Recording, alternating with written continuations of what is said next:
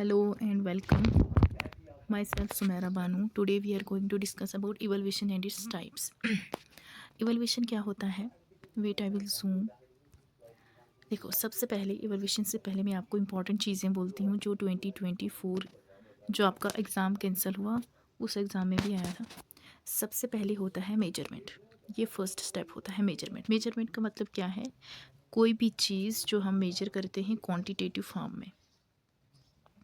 Quantitative form में जो हम मेजर करते हैं न्यूमेरिक्स, यहाँ इसमें न्यूमेरिक्स होते हैं, नंबर्स आते हैं, तो उसको हम उस चीज़ को हम मेजरमेंट बोलते हैं। जैसे 1 2 3 4 ये न्यूमेरिक्स होते हैं, तो इनकी फॉर्म में कोई भी चीज़ आएगी ना, इट मीन्स इसको हम मेजरमेंट बोल सकते हैं।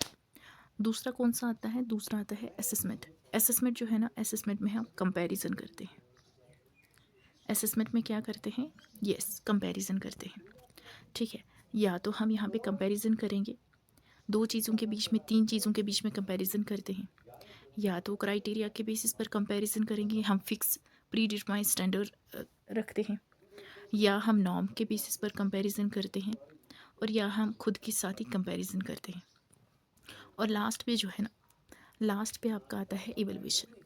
इवैल्यूएशन में हम आउटपुट देखते हैं, इवैल्यूएशन में हम जजमेंट देखते हैं कि आउटकम क्या निकला, जो बच्चा है उसका आउटकम क्या निकला।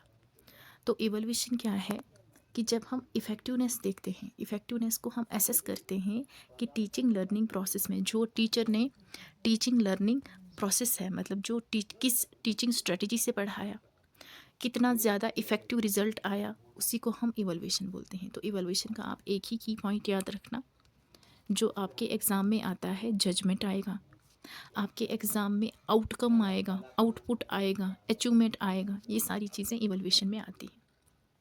अब हम टाइप्स की बात करेंगे, तो सबसे पहले अगर हम देखेंगे जो टाइप्स है ना, सबसे पहले नेचर के बेसिस पर अगर हम टाइप्स देखेंगे, नेचर के बेसिस पर कितनी टाइप्स हैं? नेचर के बेसिस पे 2 टाइप्स आएंगी। कौन कौन सी टाइप्स आएंगी नेचर के बेसिस पर? एक होगी आपकी क्वांटिटेटिव और दूसरी होगी आपकी क्वालिटेटिव। ठीक है, जो क्वांटिटेटिव है उसमें क्या होता है, उसमें ओरल वर्क होगा और रिटर्न वर्क होगा, जैसे प्रैक्टिकल करते हैं। और जो क्वालिटेटिव होगा ना, क्वालिटेटिव में इंटरव्यू आएगा, ओपन एंडेड क्वेश्चंस आएंगे, और क्वालिटेटिव में क्या आता है? Interview, open ended questions and questionnaire भी देते हैं। ये नेचर के बेसिस पर आपकी इवैल्यूएशन की टाइप्स हैं। फिर अगर हम देखेंगे फेजेस के बेसिस पर, तो फेजेस के बेसिस पर कितने फेजेस हैं? 3 टाइप के फेजेस हैं। ये किसने बताया है? ये आपको जैक्सन ने बताया है। जैक्सन ने क्या बताया कि अगर आपको इवैल्यूएशन की टाइप समझनी है ना, तो आपको 3 फेजेस जाननी पड़ेंगी। 3 फेजेस कौन कौन सी हैं? 3 फेजेस ऑफ टीचिंग। आपको पता होना चाहिए जो टीचर है वो क्लास से पहले क्या करता है, बिफोर टीचिंग, वो ड्यूरिंग क्लास क्या करता है, ड्यूरिंग टीचिंग क्या करता है, और वो आफ्टर क्लास क्या करता है।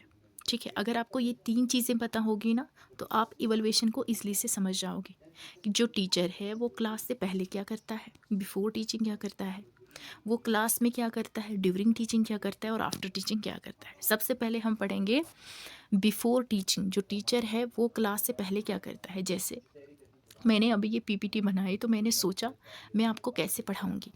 ये बिफोर टीचिंग हो गया। इसको हमने बोला है, हमने नहीं बोला है, ये जैक्सन ने इसका नाम क्या दिया है? Pre active phase of teaching. Pot का मतलब क्या है? ये आपका होता है फेज़ ऑफ टीचिंग। ठीक है, pre active phase of teaching. अब यहाँ पे मैंने क्या किया, बहुत खामोश तरीके से, है ना, बिल्कुल मैंने प्लानिंग की, मैंने सोचा मैं कैसे इनको पढ़ाऊँगी। मैंने सोचा चलो ठीक है, मैं इनको अपने हैंड रिटन नोट से पढ़ाऊँगी। ठीक है, wait a second, I will choose colour. Okay, now listen carefully. तो मैंने सोचा मैं अपने नोट से पढ़ाऊँगी, तो मैंने ये प्लान किया। अब जब मैंने प्लान किया, आपको तो नहीं पता मैंने क्या प्लान किया, तो दैट्स वाई जो जैक्सन है, जैक्सन ने इसको क्या बोला है? काम फेज़ ऑफ टीचिंग। मतलब यहाँ पे टीचर चुपचाप करके क्या करता है? प्लानिंग करता है। इसलिए जैक्सन ने क्या बोला है इस फेज़ को? काम फेज़ ऑफ टीचिंग। ठीक है, अब ये जो बिफोर टीचिंग है, इसमें 2 टाइप के टेस्ट आते हैं आपके, 2 टाइप के इवैल्यूएशन हैं। एक तो प्रोग्नोस्टिक हो गया, दूसरा प्लेसमेंट इवैल्यूएशन हो गया। प्रोग्नोस्टिक में हम क्या करते हैं? प्रिडिक्ट करते हैं फ्यूचर से रिलेटेड। फॉर एग्जांपल, जैसे एक बच्चा है, बच्चे का पीएचडी का एंट्रेंस लिया, तो पीएचडी का एंट्रेंस जब लेते हैं तो हम क्यों लेते हैं, हम यहाँ पे प्रिडिक्ट करते हैं, प्रिडिक्शन लगाते हैं कि नेक्स्ट फॉर एग्जांपल 3 इयर्स की अगर पीएचडी होगी ना, 3 इयर्स में अगर पीएचडी के एंट्रेंस में बच्चे के 90% आए तो फर्दर जो 3 इयर्स के वहाँ पे भी 90% ही आएंगे। ठीक है। देन आता है प्लेसमेंट इवैल्यूएशन। प्लेसमेंट क्या है, अभी पढ़ाने से पहले मैंने आपको नहीं पढ़ाया है, ठीक है। वेट अ सेकंड, स्क्रीनशॉट उठ के, ओके। तो मैं चाहती हूँ प्लेसमेंट इवैल्यूएशन क्या होता है कि यहाँ पे मैं चाहती हूँ कि आपका एंट्री बिहेवियर जानना, मतलब कि जैसे अब आप मेरे पास आए, आप क्या बोलोगे, आप क्या बोलोगे, अब आपने क्या बोला कि मैम हमें ना यूजीसी नेट का सिलेबस पढ़ना है। मैंने सोचा ठीक है, अब आपने यूजीसी नेट का सिलेबस पढ़ना है। मैंने बोला अच्छा आपको पेपर 1 पढ़ना है, पेपर 2। आपने क्या बोला, बोथ एजुकेशन का भी हमने पढ़ना है और पेपर 1 का भी हमने पढ़ना है। अब मुझे पता है कि आप जो स्टूडेंट्स हो, आप मेरे पास पढ़ने आए हो, तो यहाँ पे मैं आपको पढ़ाने से पहले आपको एक टेस्ट दूंगी, ठीक है। टेस्ट दूंगी तो मैंने आपको क्या दिया, एक टेस्ट दिया। वो क्यों दिया, मैं ये जानना चाहती हूँ कि यूजीसी नेट से रिलेटेड आपको कितनी नॉलेज है, मैंने आपको कैसे पढ़ाना है, ठीक है। फॉर एग्जांपल वो जो टेस्ट था वो 20 मार्क्स का था, तो आउट ऑफ 20 आपको कितने आए, 20 में से 4 या आपको 5 मार्क्स आए। तो इसका मतलब क्या है कि आपको नेट से रिलेटेड कोई ज़्यादा नॉलेज नहीं है, ठीक है। तो फिर मैंने टेस्ट लिया, मतलब मुझे आपका एंट्री बिहेवियर पता चल गया, आपका एप्टीट्यूड पता चल गया, ठीक है, कि आपको यूजीसी नेट से रिलेटेड कुछ भी नहीं पता है, ठीक है। तो उसके अकॉर्डिंग मैं यहाँ पे प्लानिंग करूँगी और फिर आपको पढ़ाऊँगी। तो ये प्लेसमेंट इवैल्यूएशन हो गया। ये तो बिफोर टीचिंग है, और इसको हम कौन सी लर्निंग बोलते हैं, आल्सो नोन एज लर्निंग हम इसको बोलते हैं, ठीक है। तो बिफोर टीचिंग क्या है, हम इसको pre active phase of teaching बोलते हैं, ठीक है। अभी प्री एक्टिव मतलब अभी यहाँ पे जो टीचर है, टीचर यहाँ पे एक्टिव नहीं हुआ है, दैट्स वाई हम इसको pre active phase of teaching बोलते हैं। और यहाँ पे टीचर चुपचाप करके क्या करता है, प्लानिंग करता है, दैट्स वाई इसको काम फेज ऑफ टीचिंग भी बोलते हैं। और इसमें कितने टेस्ट आते हैं, कितने टाइप्स की इवैल्यूएशन आती है, 2 टाइप की, प्रोग्नोस्टिक इवैल्यूएशन और प्लेसमेंट इवैल्यूएशन, ठीक है। होप आपको इतना क्लियर हुआ होगा। अब पढ़ेंगे हम ड्यूरिंग। जैक्सन ने क्या बोला है कि ड्यूरिंग टीचिंग, जब अब यहाँ पे जैसे मैंने पीपीटी बना ली, मुझे पता चला कि आपको बेसिक भी नहीं आता है, ठीक है। तो उसके अकॉर्डिंग मैंने अपनी पीपीटी बना ली। अब मैं आपको पीपीटी के थ्रू पढ़ा रही हूँ, अब मैं आपको यहाँ पे प्रेजेंटेशन दे रही हूँ। तो प्रेजेंटेशन मतलब अब कौन सी स्टेज आ गई, अब यहाँ पे interactive phase of teaching, interactive stage आ गई। इंटरैक्शन किसके बीच में हुआ, टीचर के बीच में एज वेल एज किसके बीच में, स्टूडेंट, आपके बीच में और मेरे बीच में इंटरैक्शन हो गई, ठीक है। अब इसमें कितने टाइप्स आते हैं, इसमें 3 टाइप्स आते हैं। फॉर्मेटिव इवैल्यूएशन आते हैं, डायग्नोस्टिक इवैल्यूएशन आता है और कन्फर्मेटिव इवैल्यूएशन आता है, ठीक है।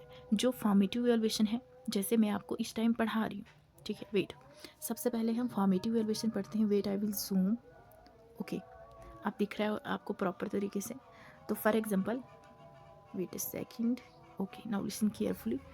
तो फॉर्मेटिव इवैल्यूएशन क्या है, मैं आपको पढ़ा रही हूँ, तो पढ़ाते पढ़ाते मैं आपसे फीडबैक ले लूँ, सो दैट मैं क्यों फीडबैक ले लूँ, सो दैट आपके अंदर इम्प्रूवमेंट हो जाए। तो ड्यूरिंग टीचिंग चलता है ये। ड्यूरिंग मतलब पढ़ाने के दौरान, जब मैं आपको पढ़ा रही हूँ ना, तो पढ़ाने के टाइम पे चलेगा। यहाँ पे जो टीचर होता है फीडबैक देता है। फीडबैक क्यों देगा, सो दैट बच्चे के अंदर इम्प्रूवमेंट हो जाए। इसको हम इंटरनल इवैल्यूएशन बोलते हैं। क्यों इंटरनल इवैल्यूएशन बोलते हैं, जैसे ये हमारे जो इंस्टीट्यूशन होता है, जो हमारा स्कूल होता है, वो उसके अंदर ही होता है। जैसे हमारे जो यूनिट टेस्ट होते हैं, यूनिट टेस्ट जैसे हमारे जो इंटरनल्स होते हैं, कभी कभी जो टीचर्स होते हैं ना, वो हमारे क्विज़ लेते हैं, इसलिए हम इसको क्या बोलते हैं, इसलिए हम इसको बोलते हैं इंटरनल इवैल्यूएशन। यह ऑनगोइंग मतलब जैसे जो टीचिंग चल रही है ना, ऑनगोइंग फीडबैक मिलती है। यहाँ पे बच्चे का स्कोप आइडेंटिफाई करते हैं, पोटेंशियल की बच्चे के अंदर जो स्किल्स है उनको डेवलप करने के लिए, उनकी इम्प्रूवमेंट करने के लिए यहाँ पे क्या मिलता है, फीडबैक मिलता है। हम यहाँ पे एक्शन रिसर्च का यूज़ करते हैं। एक्शन रिसर्च क्या होता है, immediate solution of the problem. तो यहाँ पे अगर कोई भी आपको प्रॉब्लम हो तो उसका इमीडिएट सोल्यूशन मिलता है।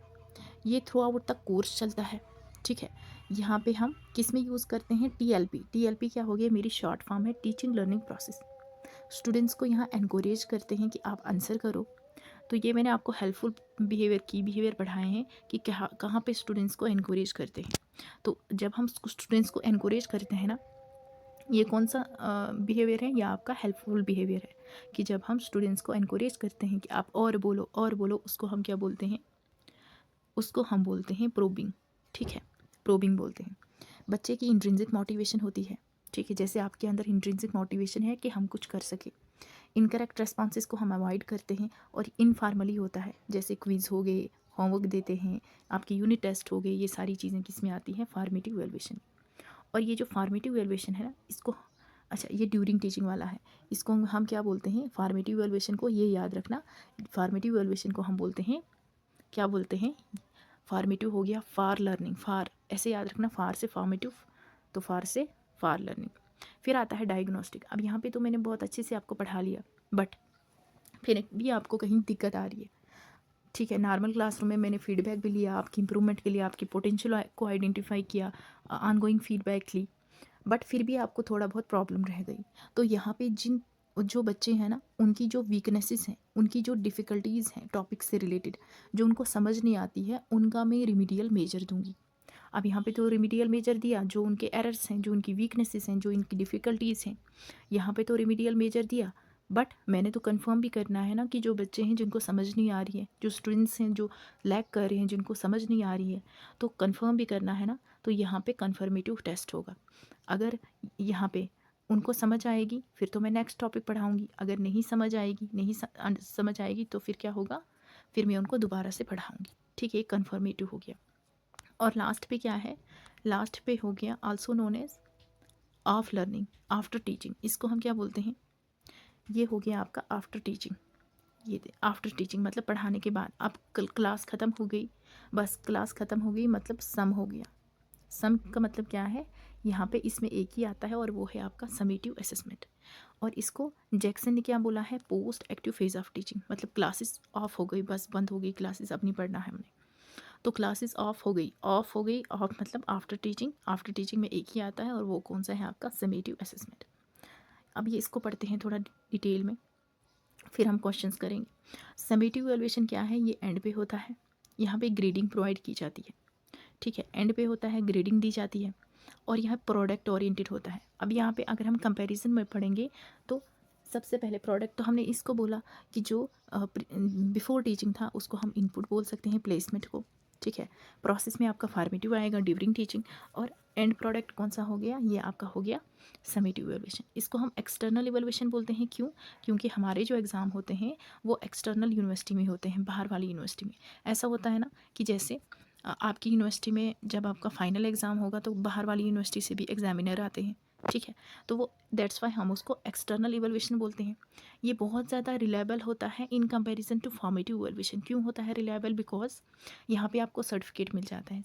बहुत सारे बच्चों को कन्फ्यूजन होती है कि ये जो फॉर्मेटिव इवैल्यूएशन होता है ये बहुत ज़्यादा रिलायबल होता है। नहीं, फॉर्मेटिव इवैल्यूएशन में आपको ऑनगोइंग फीडबैक मिलता है, आपको इंप्रूवमेंट मिलती है, नॉलेज मिलती है।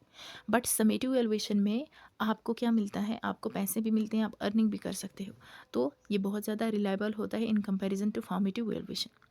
एग्जाम्पल क्या है, स्टैंडर्डाइज टेस्ट जैसे हो गए, टर्मिनल पेपर जो फाइनल एग्ज़ाम है हमारे, प्रोजेक्ट अचीवमेंट टेस्ट, ये सारे किस में आते हैं, ये सारे आते हैं समेटिव जो एंड में होता है। इसी में हम जजमेंट भी देखते हैं, वेट अ सेकेंड, इसी में हम क्या करते हैं, जजमेंट देखते हैं। मास्टरी टेस्ट हो गया, ये पीरियडिकली होता है, स्टैंडर्ड्स के बेसिस पर एंड में होता है, एनुअली और टर्मिनल होता है। ठीक है, फाइनल एग्ज़ाम अचीवमेंट होता है इसमें। ठीक है, तो होप आपको इतना सा क्लियर हुआ होगा। तो इतना सा क्लियर हुआ होगा बिफोर टीचिंग। जैक्सन क्या बोला कि अगर आपको टीचिंग को समझना है, इवैल्यूएशन को समझना है, तो आपको पता होना चाहिए जो टीचर है वो क्लास से पहले क्या करता है, क्लास में क्या करता है, और आफ्टर टीचिंग क्या करता है। ये हमने डिटेल में पढ़ लिया। ठीक है,